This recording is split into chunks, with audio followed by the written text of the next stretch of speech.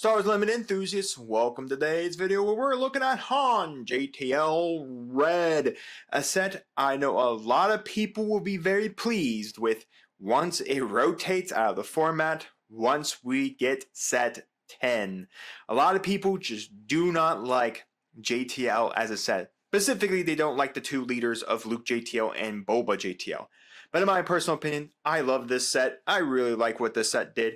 I wish we saw more what this set could do. I'm hoping maybe, sooner or later Fantasy Flight starts doing legacy style things where they start taking stuff from their older releases and start making new things with it, rather than each individual set be like its own capsulated kind of thing. I really do want more stuff being built on top of the game from older concepts like Smuggle. Plot is not Smuggle, though they are very similar. I like Smuggle. I wish we had more of this style with JTO style leaders and, cards that can be both pilots and units, but I don't know.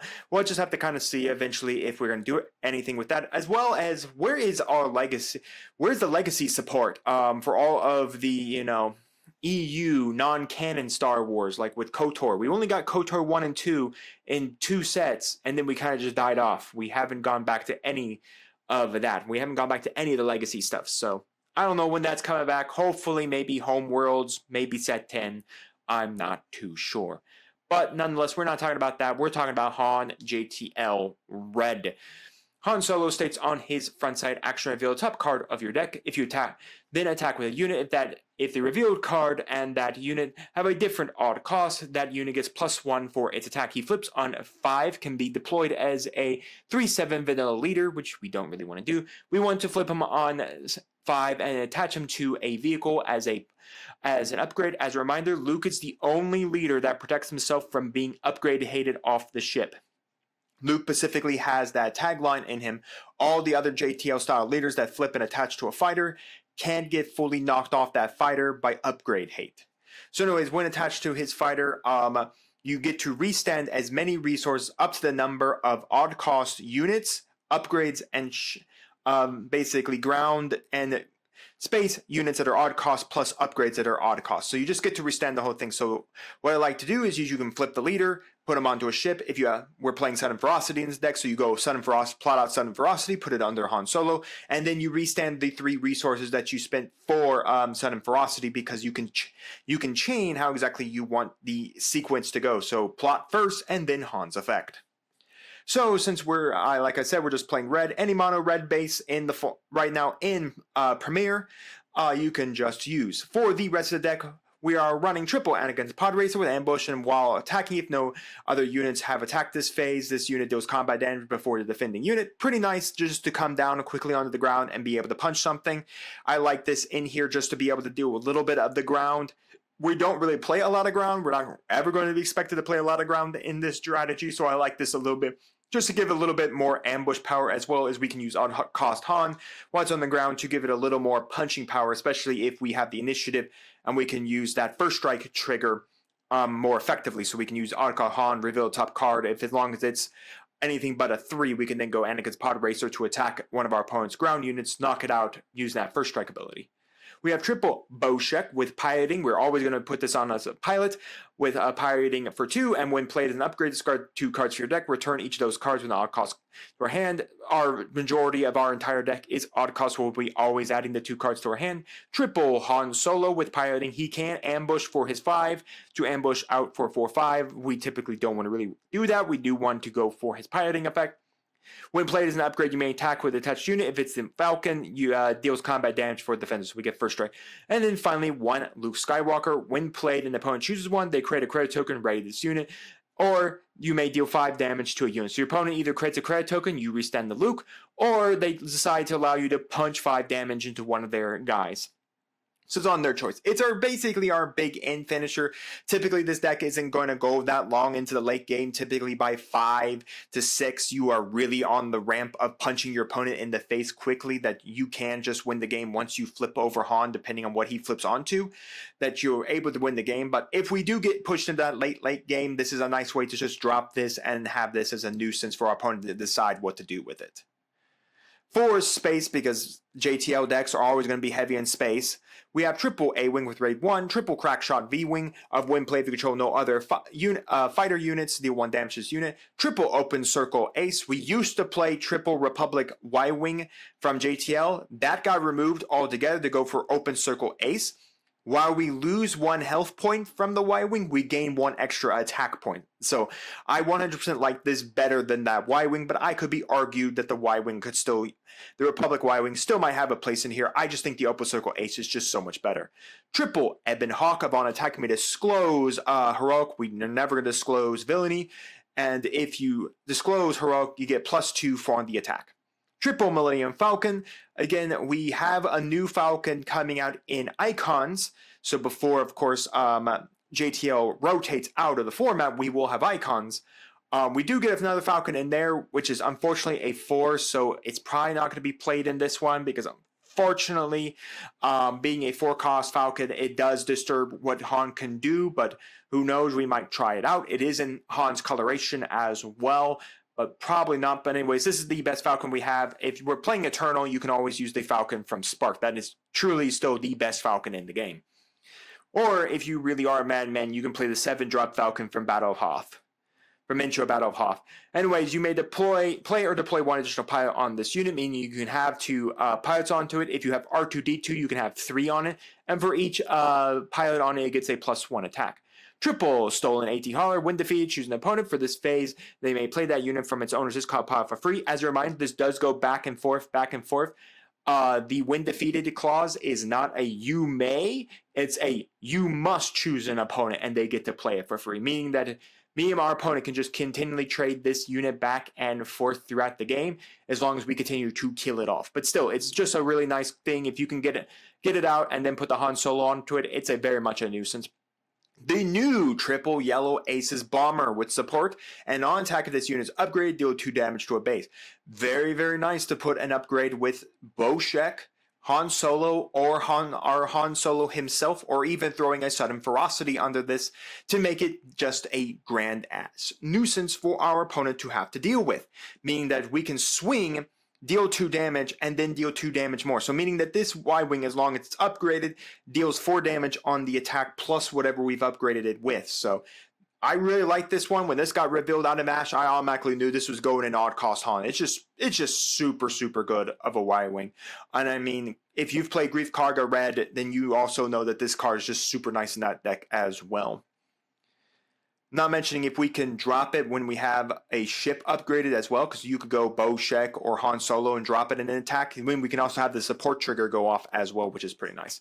Triple Alphabet Squadron U-Wing with Overwhelm when the regroup phase starts, give an advantage token to this unit. Just a nice way to pump up itself with an advantage token. And then if odd cost Han happens to be dead, we can then pump it up even some more with on the attack trigger. 2 Light Maker with Raid 4, and then when defeated, choose an arena, exhaust each enemy unit in that arena. And finally, 2 Punishing 1. This unit gains Raid 1 for each damage enemy unit, and when played on attack, you may deal 1 damage to a unit. Just nice chip damage if we need to pump out a little bit of chip damage. For our events, we have Triple Punch It to attack with a vehicle, which, again, most of our deck is vehicles, and then we get a +2 to the attack. Triple Aggressive Negotiations, folks. As long as it's not banned, red decks are going to play it. You got to play it in red, especially in this build, because I am heavy aggro with this build. I am heavy to punch you in the face and then win the game pretty quick, especially once I flip my Han Solo. And that is how we're going to win, so there's no point of us not playing Aggressive Negotiation. Attack with a unit. For this attack, it gets +1 for each card in your hand. And finally, triple Never Tell Me the Odds. Discard 3 cards from your opponent's deck and 3 cards from your deck. Deal damage equal to the unit, the number of cards with an odd cost. Discard this way. So basically, you're always going to be able to at least deal 3 damage. Depending on what your opponent playing and how much odd and even they are playing in their deck, you might get up to 4 or 5. And if you get really, really lucky, you can deal 6 damage. But your average damage threshold will always be 3 because you are always guaranteed 3 odd cost cards from your deck.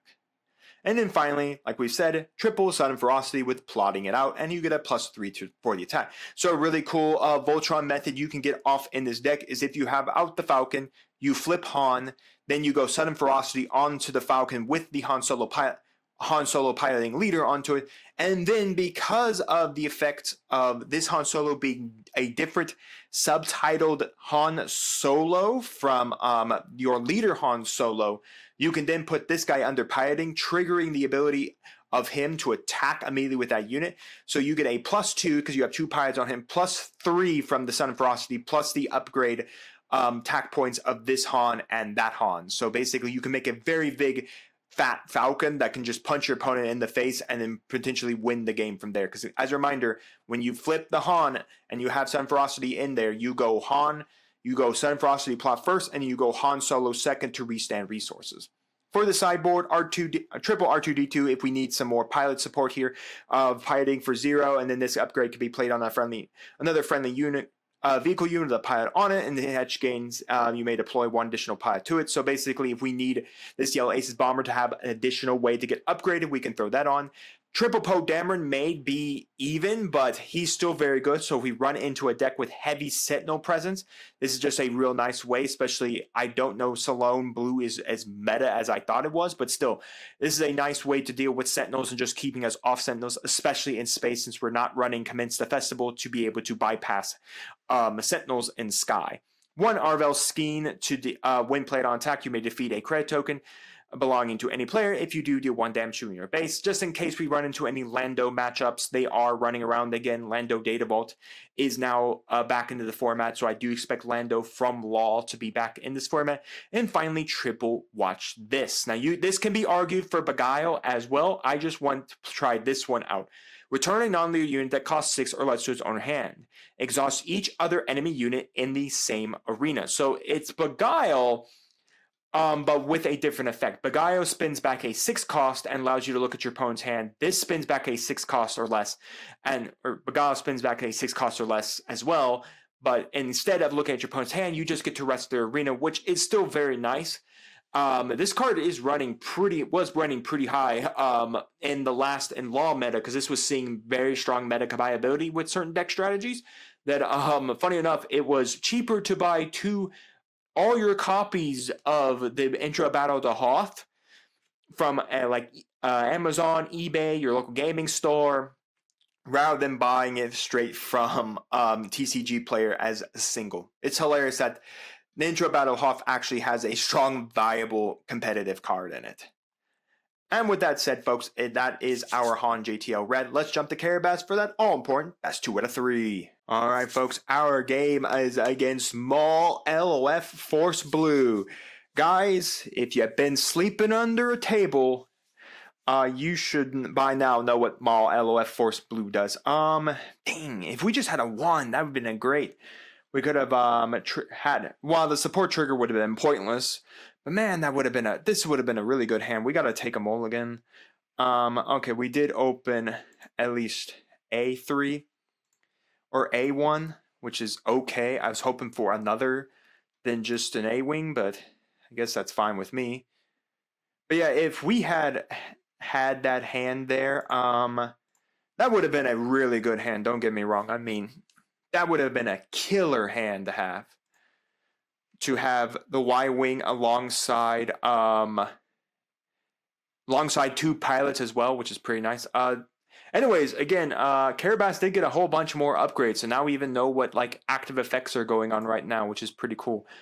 So that is a 3. We'll do the 3. Again, we are playing Maul LOF, folks. If you've been living under a bush or a rock or all that, by now everyone should know what Maul LOF does. Folks, I've seen it enough at my locals. All it is about the Force and using pinging effects. Maul states on his front side action may use the Force, burn the Force token, deal 1 damage to unit and 1 damage to a different enemy unit. And then then he flips on 6 and does the exact same thing on his backside. But he does not have to burn the Force. A very important thing to note here is that Maul requires 2 damage. He requires you to ping 2 things in the face. So if the only things on your side of the board to ping are your own, you must ping your own. So that is a little caveat there with Maul, is that you do have to ping your own stuff here. So we're going to put out the Falcon. We are going to claim because there's nothing to do. The only aspect is I don't know how much space this guy's playing. The Maul player that we had running around played a very different package. That kind of sucks that he took my hauler there. But we still have things to get rid of it. Like we have Never Tell Me the Odds and all that. All right, we're going to deploy Han Solo as a pilot. Then we're going to trigger to plot. And then we restand all our resources. So that's what I just really, like I said, that's what I really love about this deck. I mean, look at this. We just literally have 5 standing resources again. So, I mean, it's still very strong. The fact is that we still have Never Tell Me the Odds. We can go Never Tell Me the Odds. We can immediately lose the Han Solo. We pulled, 5. Okay, we can immediately get rid of our hauler and get back our hauler.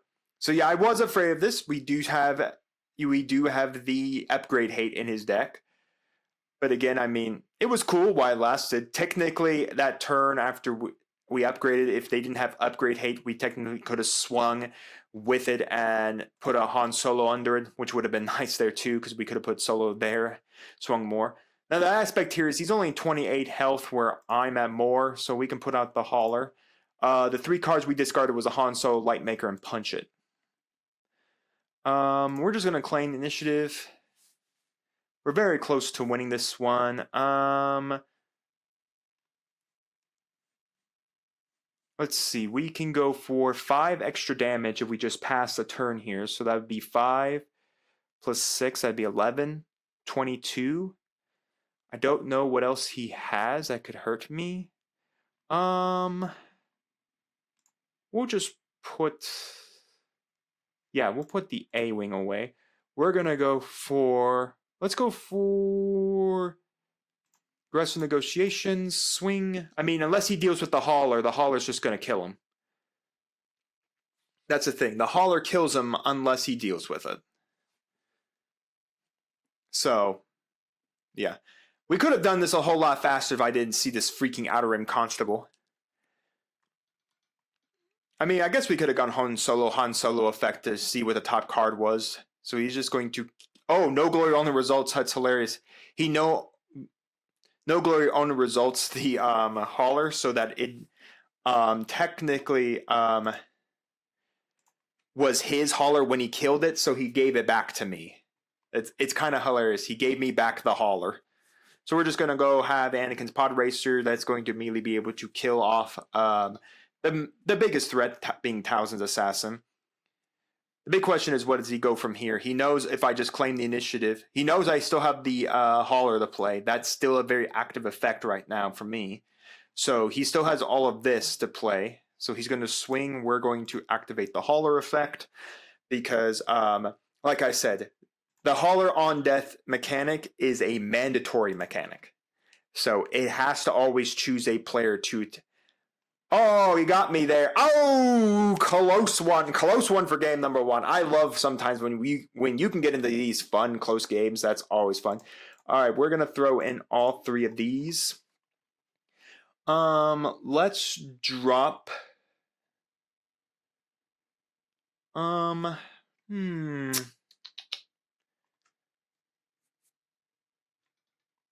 The punishing one, we'll drop the... No, I'll keep a punishing one. Let's drop Alphabet down to a 2 of... We're going to drop Boshek down to a 2 of. His upgrade of +1 doesn't always come up as much as I like it. I like him for what he can do in this deck, and that's like my only purpose for really liking him. And we'll drop an A-Wing down to, not 2, down to 1. And then we'll ready up from there. But yeah, sometimes I'm almost on like the threshold of like getting rid of Boshek in this deck a lot of the times. I like what he can do for what the deck does. I mean, it's great to mill the top 2 cards of your deck and add them both to your hand, but a lot of times it just kind of hurts you and sucks. I mean, it's not the worst hand. If we can get an upgrade, I think we can get this to go exactly right for us. I mean, if we can get an upgrade, a pod upgrade for this Y-Wing, that's pretty strong. So we can go Crackshot V-Wing. It does ping itself for 1, by the way. We do not have another fighter out. We'll probably need that. We'll put away this. We're going to go the L Squadron Bomber. This is going to attack, but unfortunately it's not going to be able to use any secondary effect as well. So we'll just claim. We could go odd cost Han. Technically, the reveal the top card of our deck is just an effect there. We can put away that. Bowshek is what? A 2 cost to put on. Well, Y-Wing does kill off that. We can then put then put the Falcon down. He does have the Force back again.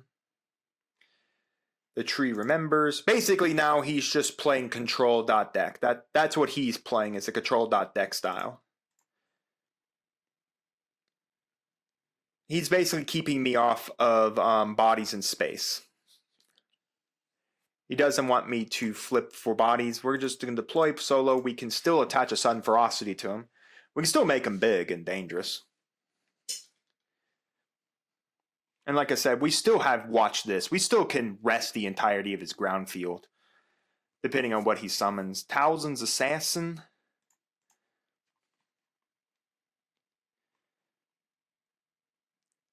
Claim. I mean, we can easily go this into this. Lightmaker's pretty nice.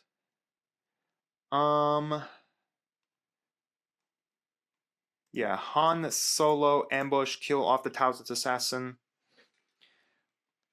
Now again, we just wanted to remove Towson's Assassin from being a problem for us. Dooku! Alright, claim the initiative.